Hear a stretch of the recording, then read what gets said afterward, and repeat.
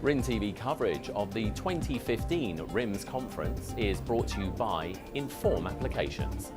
At the recent RIMS conference in New Orleans, data and analytics were among the many hot topics discussed. We had the opportunity to speak with John Merkovsky about the latest in risk management analytics. He is Group Head of Risk Services at Willis. Here are the highlights. So when I look at the impact of analytics and risk management these days, it's a multi-dimensional answer, but I'm going to start with this. The risk managers out there today are smart people. They have a lot of knowledge, but they're yearning for more information. Like any business, they want more certainty, they want more information. They can make more transparent decisions and more credible decisions to their leadership. So that's the starting point on that. The use of data, more data and analytics, really smart algorithms is very useful in helping organizations understand whether they're spending their limited risk spend in intelligent ways and in thoughtful ways to get the most impact. Beyond that, the use of analytics helps clients now understand losses that they couldn't understand before. Running scenarios gives exposures into things that they didn't understand and that they can now understand and start to work on and solve.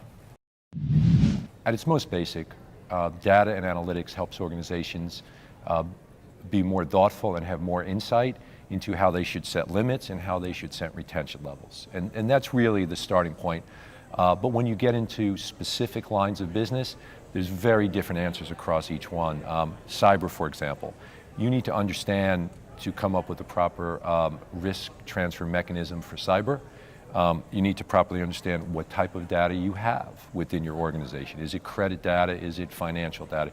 And you need to understand the environment and the industry in which you work in and make sure that your programs and your risk transfer mechanisms are aligned with those. So you need to be as specific about your risk as you can in order to get the smartest and most effective risk transfer, and data and analytics drives that. As far as trends that we're seeing in risk and analytics and data, I'll tell you one of the key ones that I find is this need to demystify the use of data and analytics. Too many professionals aren't well grounded in the types of algorithms and the use of data because we've made it complicated. This isn't a business for actuaries to come in and with complex models. It doesn't provide the insight, it doesn't provide the information that organizations need to make better decisions. So one of those trends isn't all that sophisticated. We just need to demystify it for our clients and for organizations. So the obstacles I'm seeing now that risk managers are facing around analytics, first of all, is being grounded in data. This industry has so much information and so much data, but it's incredibly dispersed, it's unstructured, so aggregating that information and pulling it into a central place before you can start analyzing it is critical. The other thing, as I mentioned earlier, is interpretation of the data, right? These have to be tools that are good and usable by risk managers and their management, not just by actuaries. When we talk to risk managers and organizations, we talk to them about getting good partners. Very few organizations have enough data that gives them the insight that they need for their business and how to understand how they benchmark and compare to the industry as a whole. And they usually won't have the expertise to build the smart algorithms and to analyze that data.